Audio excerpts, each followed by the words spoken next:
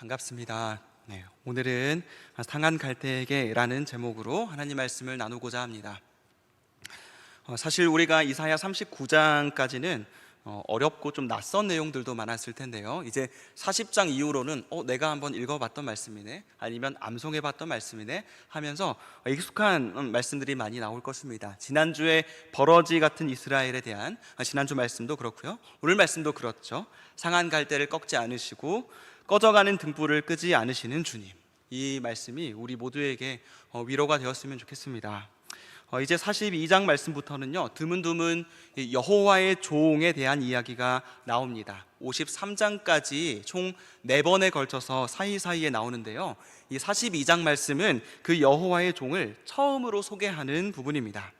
이 첫 번째 종은 정의를 회복시키는 존재다, 그리고 유다 백성의 언약으로 올 존재다, 그리고 이방 세계 모든 세계의 빛이 되는 존재다, 이런 모습으로 그려지고 있습니다. 한마디로 하나님의 구원 사역을 신실하게 감당하는 그런 존재죠. 메시지로 넘어가기 전에 오늘 1절부터 4절까지 보면 결국 이 종이 와서 정의를 행할 것이다 라고 되어 있는 점을 좀 짚고 넘어가기를 원합니다. 종은 이 1절에서 정의를 베푸는 존재, 그리고 3절에서 정의를 시행하는 존재, 4절에서 정의를 세우는, 굳건하게 확립하는 그런 존재로 소개되고 있죠. 이 정의에 대해 해당하는 이 히브리어는 기본적으로는 옳고 그름을 판단한다, 이런 뜻도 있습니다. 아니면 법이 있다면 그 법을 지키는 의미도 있습니다. 그런데 그 이상의 의미도 있습니다. 행정과 비슷하게 모든 것을 관리하고 모든 것을 운용한다는 의미도 있습니다.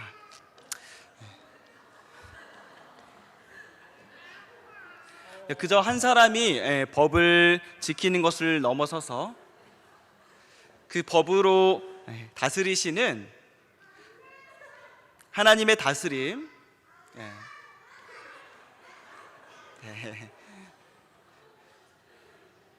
뭐라 드릴 말씀이 없습니다. 죄송합니다. 저도 대처를 못하겠네요. 그 법으로 다스리시는 하나님의 다스림 안에, 그러니까 모든 것이 질서를 회복하는 것, 질서 지어지는 것, 그러니까 제자리를 찾는 거죠. 그 자리에서 제 역할을 하는 거죠. 그리고 각각이 올바른 관계를 맺는 것입니다. 그러니까 최종적으로는 온 우주의 질서가 바로 잡혀서 하나님 나라가 회복되는 것, 이게 이제 하나님 이 성경에 등장하는 정의, 미슈파트라는 말의 의미입니다. 그러니까 그 일을 여호와의 종이 하신다는 건데요. 근데 그 정의 회복이 어떻게 이루어지냐? 세상은 질서를 바로잡기 위해서 때로는 폭력을 정당화하고요, 강압적인 방식이 불가피하다라고 하며 병명을 늘어놓기도 합니다. 다수를 위한 소수의 희생이 강요되죠. 이미 꺾여 있는 갈대를 완전히 짓밟고 꺼져가는 불씨에 찬물을 뒤엎어버리는, 그러니까 물리력으로 모든 것을 평정한 뒤에 그저 아무 일 없이 잠잠해지기만 하면 되는 것을 정의구현이라고 얘기합니다. 그러나 종의 사역, 여호와의 종의 사역은 전체를 위해서 더더욱 일부를 사랑하고 크나큰 하나님 나라의 가치를 알기 때문에 한 영혼의 귀함을 아는, 비록 그가 상한 갈대 같고 꺼져가는 등불 같다 할지라도 그를 향한 긍휼과 자비를 베푸시는 사려 깊고 섬세한 방식으로 하나님 한 영혼을 기다리시고 일으키시는 그 일을, 그것이 여호와의 종이 감당하시는 정의, 하나님 나라의 구원 사역입니다. 그럼 먼저 그 종이 누구신지, 또 그 종이 정의를 이루기 위해서 우리를 구원하시고 우리를 사랑하시는 그 방식이 어떤지를 잠시 묵상을 해보기를 원합니다. 오늘 본문은요, 전반적으로는 여호와의 종이 어떤 모습인지를 그려주고 있죠. 특히 그 종의 성품이 어떤지가 잘 느껴집니다. 본문에는 큰 이견이 있는 것은 아닌데요, 2절 같은 경우는 해석에 따라서 의견이 나뉘기도 합니다. 그러니까 1절부터 4절까지 전부가 다 여호와의 종을 가리키는 것이다 라는 의견과, 그 중에서 2절은 오히려 상함 가운데 있었던 그 백성들을 익명의 대표자인 그라는 한 사람을 들어서 말하는 것이다, 대유법이죠. 그런 식으로 해석하는 경우들도 있습니다. 이 후자도 물론 일리가 없는 것은 아닙니다. 2절 말씀이 백성을 말하는 거다라고 해석하는 것도 전혀 불가능한 것은 아닌데요, 그렇게 보는 이유는 문맥과 용례 때문입니다. 그러니까 문맥을 이렇게 보는 거죠. 1절에서 여호와의 종이 정의를 베푸실 것이다, 그리고 2절에서는 그렇게 정의를 베푸신 결과 익명의 그라는 3인칭으로 대표된 백성들이 더 이상은 외치지 않을 수 있게 되고 목소리를 높이지 않을 것이고 목소리가 들리지 않게 될 것이다. 특히 여기서 외친다, 목소리를 높인다 라고 하는 말의 히브리어는 구약의 용례에서 정의가 사라졌을 때, 그때 통곡하고 소리 지르고 부르짖는 모습에 사용될 때가 꽤 많기 때문에 이렇게 보기도 하는 것 같습니다. 그렇다 보니까 여호와의 종이 정의를 베풀면 그 정의의 수혜를 입는 자, 혜택을 입게 되는 백성이 이제는 더 이상 그렇게 절규하고 부르짖지 않을 수 있게 된다라고 보는 거죠. 근데 문법과 문맥을 고려할 때 2절에 나오는 그가 사실은 갑자기 백성으로 바뀌는 게 좀 더 부자연스럽지 않나라는 생각이 듭니다. 무엇보다 여호와의 종으로 오시는 예수님께서 예수님 자신이 어떤 존재인지를 소개하실 때 이 2절 말씀을 포함한 오늘 본문 전체를 인용하시거든요. 마태복음 12장 18절에서 21절 말씀인데요, 제가 읽어보도록 하겠습니다. 보라, 내가 택한 종 곧 내 마음에 기뻐하는 바 내가 사랑하는 자로다. 내가 내 영을 그에게 줄 터이니 그가 심판을 이방에 알게 하리라. 그는 다투지도 아니하며 들레지도 아니하리니 아무도 길에서 그 소리를 듣지 못하리라. 상한 갈대를 꺾지 아니하며 꺼져가는 심지를 끄지 아니하기를 심판하여 이길 때까지 하리니 또한 이방들이 그의 이름을 바라리라 함을 이루려 하심이니라. 여기서 19절 말씀이 이사야 42장 2절을 인용한 것이죠. 근데 예수님은 이 말씀을 백성이 아닌 자기 자신, 곧 여호와의 종으로서 이 땅에 오신 자신을 가리키는 것으로 해석하시는 것 같습니다. 이게 일반적이고 우리가 익히 알고 있는 전통적인 해석인 것이죠. 이 해석에 따라서 오늘은 2절 말씀을 포함해서 오늘 본문 전체가 다 여호와의 종으로 오시는 예수님을 묘사하는 것으로 생각하고 묵상을 하려고 합니다. 오늘 본문이 보여주는 이 여호와의 종의 모습은요, 사람들에게 주목받는 것을 의도적으로 피하셨던 예수님을 그리고 있는 것 같습니다. 소리 지르면서 관심을 끄는 존재가 아니라 조용히 묵묵히 구원을 이루신 우리 주님의 모습 말이죠. 3절도 먼저는 그런 의미로 생각해 볼 필요가 있습니다. 상한 갈대와 꺼져가는 등불이 상처받은 내 모습이지, 그러니까 상한 갈대가 지금 이 말씀의 흐름을 보면은 상한 갈대가 누군지, 꺼져가는 등불이 누군지에 대해서 크게 관심이 없고 사실은 구체적으로 설명을 하지도 않습니다. 그러니까 그렇게 적용을 하면서 바로 점프하기 전에 일단 본문 전체의 관심이 예수님의 모습에 집중되어 있다면요, 3절 말씀도 먼저는 여기에 초점을 맞춰봐야 하는 것이죠. 그러니까 이 땅에 오셔서 공생애 동안에 행하신 예수님의 사역은 대체로 자신을 드러내지 않고 말씀을 아끼시고 조용히 행하시는 방식이었습니다. 자신을 드러내지 않는 이 조심스러운 주님의 행보는 마치 상한 갈대가 꺾이지 않을 정도로 조용하였고 꺼져가는 등불이 꺼지지 않을 정도였다는 것입니다. 정의를 가져오시는, 정의가 실현되도록 행하시는 주님의 걸음은 그처럼 조용하고 신중한 걸음이었습니다. 그 걸음이 얼마나 조심스러웠던지 주님이 걸어가시는 길에 놓인, 그러니까 조금만 스쳐도 꺾일 것 같은 갈대도 꺾이지 않고 스치는 바람에 금방 꺼져버릴 심지조차도 꺼지지 않을 정도로 주님은 신중하게 겸손하게 구원의 일을 행하셨다라는 것이죠. 그러니까 여호와의 종에 초점을 맞춘다는 것입니다. 이 구절의 말이죠. 그러니까 세상이 원하는 해결사, 세상이 원하는 영혼과는 전혀 다른 모습으로, 다른 방식으로 구원의 일을 행할 것임을 말씀하고 있는 것입니다. 정의를 바로 세운다는 명목으로 행하는 모든 폭력성, 모든 잔인함, 모든 파괴력, 그리고 거기에 담겨있는 자기 허세, 자랑, 그런 자기 과장, 전혀 다른 길을 가신, 그런 것과는 전혀 다른 결을 가진 묵묵히 온유하게 겸손하게 구원의 길을 걸어가신 그 주님의 모습을 우리는 떠올릴 수 있다는 얘기죠. 그렇게 1차적으로는요, 아버지 하나님의 영광 뒤에 자신을 감추고자 하시는 주님의 겸손한 성품, 그리고 십자가와 부활의 영광이라는 아버지의 때가 차기 전에 성급하게 먼저 앞서가고자 하시고 자기를 드러내시고자 한 그런 모습이 전혀 없었다는 것이죠. 그런 주님의 겸손한 성품, 그래서 상한 갈대조차 안 꺾일 만큼 조심히 걸으시고 조용히 행하신, 그렇게 사명을 수행하신 주님의 태도를 엿보게 해주는 것입니다. 그리고 이것을 기초로 해서 상한 갈대 그리고 꺼져가는 심지를 우리에게도 적용할 수 있습니다. 여호와의 종이 상한 갈대를 꺾지 않고 꺼져가는 심지를 끄지 않았다는 것이 적어도 우리에게 말해주는 것은요, 그 종이 그 곁으로 지나갔다는 것입니다. 그 근처로 지나가지 않았다면 굳이 그게 꺾이거나 꺼질 염려를 할 필요가 없습니다. 그러니까 아예 언급할 필요가 없는 것입니다.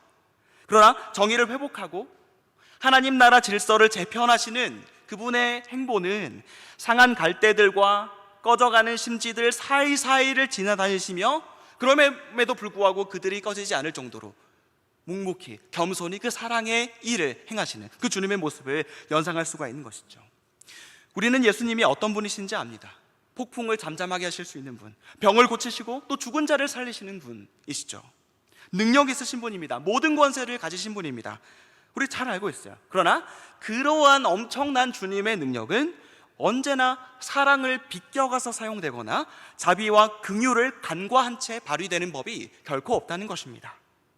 주님의 능력은 힘으로 불필요한 갈등을 구태여 조장하는 그런 능력이 아닙니다. 악을 심판하기 위해서 악한 자리의 무리들 속에서 겨우겨우 살아남는 그런 갈대와 심지를 행악자와 함께 한꺼번에 짓밟는 무심한 능력도 아닙니다. 주님의 능력은 주님의 사랑이 참으로 섬세하게 전해지는, 조금만 건드려도 깨져버릴 우리들을 향해서 가장 세심하게 다가가는 능력, 그것이 주님의 능력이기도 합니다. 그 사랑의 세심함이 우리에게 정확하게, 그 사랑의 사려 깊음이 완전하게 우리에게 표현되고 우리에게 부어지도록 하시는 것, 그것이 우리 주님의 또 다른 능력인 것이죠. 그래서 주님의 힘, 주님의 사랑, 주님의 강하심과 주님의 자비, 주님의 능력과 주님의 긍휼은 반대되는 개념도 아니고요, 분리시켜서 따로 떼놓고 생각할 것도 아닙니다. 정의를 베풀고 시행하고 세우신다 말씀하시죠. 그러한 능력 있으신 분이 가장 인자하신 분이라는 것, 그것이 상한 갈대와 같은, 꺼져가는 심지와 같은 우리들에게 가장 큰 위안이 된다는 것입니다. 이러한 예수님의 위엄과 예수님의 온유함의 완벽한 조화와 완벽한 아름다움을 우리는 요한계시록 5장 말씀에서 볼 수 있습니다. 먼저 계시록 5장 5절의 뒷부분입니다. 유다 지파의 사자 다윗의 뿌리가 이겼으니 그 두루마리와 그 일곱인을 떼시리라 하더라. 두루마리와 일곱인을 떼는 것, 심판하시는 겁니다. 그러니까 그 심판을 하실 수 있는 능력과 자격이 누구에게 있는가? 오직 예수님밖에 없다는 것이죠. 이렇게 심판으로 정의를 세우실 주님은 다윗 왕가의 왕의 권세를 가지신 분이고 사자와 같은 힘을 가지신 분이다, 이렇게 묘사를 하고 있습니다. 근데 그분의 모습이 바로 그 다음 절에서 어떻게 그려지고 있는지 보십시오. 계시록 5장 6절 말씀입니다. 앞부분이에요. 내가 또 보니 보좌와 내 생물과 장로들 사이에 한 어린 양이 서 있는데 일찍이 죽임을 당한 것 같더라. 모든 힘과 권세를 가진 사자는 바로 죽임당하신 어린 양이다 라는 것입니다. 사자가 어떻게 어린 양이 될 수 있죠? 그러나 그분에게는 그 성품이 가장 조화롭게 담겨 있다라는 것이죠. 이것이 우리의 주님만이, 우리의 예수님만이 가지고 계신 독특한 아름다움이고 특별한 영광입니다. 사자와 같은 어린 양 말이죠. 주님은 무한한 주권자이시지만 우리의 상처를 주의 깊게 다루지 못할 정도로 투박하시거나 서투르신 분이 결코 아닙니다. 누구보다 정성스럽게 우리를 대하시고요, 우리를 이해하시고요, 우리를 아시되 우리의 가장 깊은 고뇌와 슬픔과 상처와 흉터까지도 오롯이 다 아시는 분이십니다. 그런 주님의 사랑을 더 구체적으로 경험하며 더 많이 알아가는 우리가 되었으면 좋겠습니다. 그래서 수고하고 무거운 짐진 자들아 다 내게로 오라, 내가 너희를 쉬게 하리라 라고 하는 그 부드러운 음성에 날마다 반응하며 주님께 나아가는 우리가 되기를 원합니다. 우리의 상처를 자신의 상처로, 우리의 실패를 자신의 실패로, 우리의 약함을 자신의 약함으로 여기시고 짊어지신 주님, 그러나 그 상처와 그 실패와 그 약함에 결코 압도되지 않으시고 오늘 4절 말씀처럼 낙담하지 않으시며 쇠하지 않으시는 주님, 온유하시지만 그렇게 또한 견고하신 주님께 깊이 나아가는, 날마다 주님과 그렇게 깊이 만나는 우리가 되기를 주님의 이름으로 축원합니다. 그렇다면 그 크고도 세심한 사랑을 우리가 받았다면 우리는 과연 어떻게 살아야 하는가? 정의 실현이라는 것이 주님의 목적이라면 우리의 삶도 이제 그 목적과 일치가 되어야 되겠죠. 우리의 삶의 목적도 정의 실현이어야 합니다. 주님 나라의 질서가 이 땅에, 이 교회에, 우리 가정에, 내 삶에 내려지는 것이죠. 그리고 그걸 이루시는 주님의 성품과 태도를 닮아가는 겁니다. 물론 우리 중에는 예수님께서 가지고 계신 완벽한 균형을 맞출 수 있는 사람은 없습니다. 누군가는 대담하고 누군가는 모험적인 사람이 있을 수 있고요, 또 누군가는 아주 신중하고 온화한 사람이 있을 수 있습니다. 어느 쪽이든 우리는 모든 걸 다 갖출 수는 없습니다. 예수님이 아니니까요. 온화한 사람은 용기와 담력이 부족한 경향이 있습니다. 제가 온화한지는 모르겠지만 전 좀 그런 편인 것 같습니다. 강한 사람은 세심함과 조심성이 좀 부족한 경향이 있는 것 같아요. 기본적으로 우리는 타인의 성향을 알고 이해하고 물론 받아들여야 하는 것이죠. 그 사람의 천성이 어느 쪽으로 기울었다고 해서 그것 자체를 나쁘다고 이야기를 해서는 안 될 것입니다. 그러나 그게 우리 자신의 문제일 때는 좀 생각을 해볼 필요가 있는 것이죠. 그러니까 내가 무례하게 행동해 놓고 내 천성이 그렇다, 이해해라, 이렇게 할 수는 없다는 겁니다. 우리가 몇 가지 기억해야 할 것이 있습니다. 천성으로 인해서 나에게 한계가 있는 거 알아요. 나는 아무리 신중하려고 해도 신중하지 못하겠어. 세심함이 나에게는 너무 없는 것 같아. 이런 생각이 들 수 있죠. 그러니까 그런 한계가 있다는 것 인정하지만, 그럼에도 이런 우리의 본성을 뒤바꾸시고 더 선하게 변화시키실 능력이 주님께 있다는 것을 우리는 신뢰해야 하는 것이죠. 농담이라도, 아무리 화가 나서 말하는 거라도 저 사람은 예수님이 와도 못 바꿀 거야, 이렇게 얘기하면 안 된다는 것입니다. 주님은 우리가 주님을 닮기를 원하세요. 그럼 주님이 원하시는데 주님이 못 이루실까요? 아니요. 우리 비록 부족하지만, 연약하지만 우리가 주님을 닮을 수 있도록 주님이 친히 이루실 것입니다. 그분이 하실 것이라고 분명히 우리에게 약속하셨습니다. 또 기억해야 될 것은 주님의 명령과 교훈입니다. 주님의 말씀에는 이 성향이 그러니까 괜찮다, 천성이 온순하면 좀 우유부단해도 되고 두려워해도 된다, 그렇게 말씀하신 적이 없습니다. 하나님은 여호수아에게 강하고 담대하라 라고 명령을 하셨습니다. 명령이고 그렇게 돼야만 합니다. 모든 겸손과 온유로 하고 오래 참으라, 참을성 없는 우리들에게만 주어진 말씀인가요? 모두에게 다 해당돼요. 바울의 권면은 특정한 성격을 가진 사람들만 들어야 할 교훈이 아니에요. 강하고 곧은 사람이든 유순하고 부드러운 사람이든 모두에게 주어진 교훈이다라는 것이죠. 그러니까 성경의 가르침은 그냥 예수님을 닮아라 닮아라 이렇게 이런 슬로건으로 일관하지 않고, 예수님을 닮는 게 뭔지 아주 포괄적이고 구체적으로 다방면으로 다 말씀하고 있고, 그 중에 나는 내 성향과 맞는 이 구절만 취사 선택해서 적용할 수 없다는 얘기입니다. 예수님이 가지신 모든 균형을 우리도 함께 본받아야 한다는 것이죠. 그 중에 일부만 취할 자격이 우리에게 없다는 것입니다. 그 모든 말씀이 우리의 것이 될 때까지 우리는 믿음의 경주를 경주하는 것입니다. 근데 보통 하나님이 이런 우리를 다루실 때에 물론 우리에게 없는 것을 채워주시기도 하지만요, 살아가면서 다 느끼시는 바겠지만 너무 나에게 넘치고 지나친 것을 깎아내는 방식으로 균형을 이루시기도 합니다. 그러니까 너무 강직하고 막 엄격한 사람이 갑자기 막 부드러워지고 좀 이상한 거 아닌가요? 그렇죠? 그렇게 되기보다는요, 먼저는 그 강직함에서 너무 무겁고 너무 날카로운 부분들을 도려내시고 깎으시면서 거기에 적절한 부드러움과 너그러움이라는 색깔을 입히시는 그런 방식으로 우리를 변화시켜 간다는 것이죠. 그러니까 단번에 바뀔 수 없고요, 내가 가지지 못한 성향, 저 사람 되게 부럽다, 용기 있는 사람, 강해 보이는 사람, 저는 부럽습니다, 그런 성향을 지나치게 샘내고 탐낸다 한들 그게 내가 쉽게 가지고 싶어 한다고 해서 가져지는 것이 아니에요. 주님은 나한테 없는 것을 억지로 나한테 밀어서 구겨 넣으시는 그런 하나님이 아닙니다. 지나치게 날카로워서 모가 난 부분이든 지나치게 온순해서 쉽게 상해버리는 부분이든 간에 나한테 너무 그렇게 양방향으로 지나쳐서 나 자신과 또 타인을 해롭게 하는 그런 부분들을 먼저 깎으시고 빚으시고 다루는 방식으로 그렇게 우리를 변화시키시는, 깎인 부분에 가장 적절한 균형을 채우시면서 우리를 빚어가시는 그런 방식으로 우리를 이끌어 가신다는 것이죠. 그러니까 우리는 충분히 나와 또 서로를 이해해주고 그 천성을 받아내면서도 거기에서 끝나면 안 된다는 것입니다. 서로를 이해한다고 말하는 그것이 주님을 닮아가고자 변화되어야 한다고 하는 그 열망까지 잠재우면 안 된다는 것이죠. 너는 원래 그러니까 그냥 그렇게 살아라, 이게 아니라는 것입니다. 서로를 포용해 준다는 것이 우리 각자를 변화시키실 하나님의 역사에 대한 기대를 꺾는 것이 되어서는 안 된다는 것입니다. 비록 여전히 우리는 다 다르고 여전히 다양한 모습이고 앞으로도 다양하겠지만, 그럼에도 우리 모두 주님처럼 온유하지만 힘있는 사랑으로, 부드럽지만 쇠하지 않고 낙담하지 않는 그 사랑으로 함께 나아가는 우리가 될 수 있기를 바랍니다. 그리고 마지막으로 이 주님의 행보가 결국에는 상한 갈대와 꺼져가는 심지를 향했다는 것, 그럼에도 그들이 꺾이지 않고 꺼지지 않도록 배려하셨다는 것을 보면서 주님을 닮아야 할 우리의 사랑이 특히 또 우리 공동체 안에서 어떻게 나타나야 할지, 어디로 흘러가야 할지를 생각해 보길 바랍니다. 우리는 선행을 행하면서 또 혹은 누군가를 도와주면서도요, 도와준 나를 드러내고 도와준 나를 자랑하고 싶을 때가 많습니다. 과시하고 싶어 하기도 하고요. 그러나 왕이신 예수님은 그렇지 않았다는 것입니다. 다르게 오셨죠. 세상의 모든 왕은요, 자신의 행차할 때 나팔을 크게 불고 큰 소리로 외쳐서 왕이 지나가신다라고 이야기를 먼저 합니다. 그러나 주님은 다르게 행하셨다는 것이죠.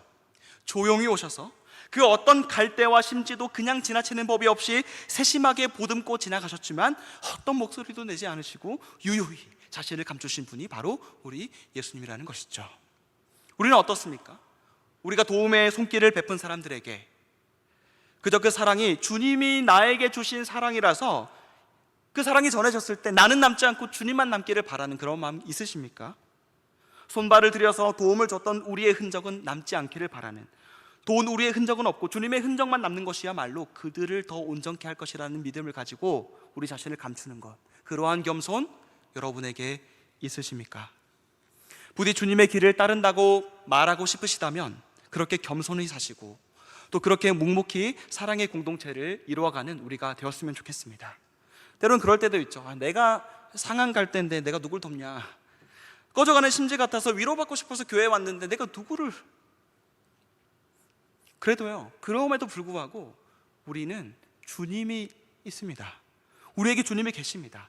상한 갈 때 같이 볼품없이 그렇게 있었던 비천한 저와 여러분들에게 주님이 찾아오셨다는 사실이 결정적인 거예요. 꺼져가는 심지같이 그름을 내고 연기를 더 많이 풍기면서 불쾌감을 조장했던 그런 우리 같은 사람들에게 주님께서 다가오시지 않았습니까? 주님이 우리를 위해서 그렇게 볼품없는, 그렇게 불쾌감을 조장하는 그러한 못난 우리들마저도 주님께서 친히 찾아오셨다는 사실이 우리에게 전부가 되어야 합니다. 근데 거기에 덧붙여서 주님은 우리에게 선물까지도 더해 주셨어요. 바로 옆에 있는 형제 자매들이죠. 너나 할 것 없이 상한 갈 때 같고 깜빡거리며 겨우 타는 작은 심지에 불과한 우리들을 함께 있게 하셨다는 것입니다. 갈 때라 하더라도 꺾이지 않게 기댈 수 있도록 서로를 주셨습니다. 다 꺼져가는 심지라도 우리가 함께 모여서 서로의 온기에 기대고 서로의 온기에 의지하며 생명의 온도를 유지할 수 있도록 우리에게 소중한 사람들과 공동체를 허락하셨다라는 것이죠. 그런 점에서 오늘 말씀을 묵상하면서 그저 나 자신의 개인적인 사적이고 감정적인 위로만을 얻으려고 할 것이 아니라 서로를 향한 더 적극적이지만 온유함과 겸손함을 잃지 않은 그런 사랑의 섬김으로 나아가야 함을 기억하면 좋겠습니다. 우리가 공동체 안에서 사역이라고 이름한 그 모든 것들도 이런 사랑의 정신이 그 모든 저변에 다 담겨 있었으면 좋겠습니다.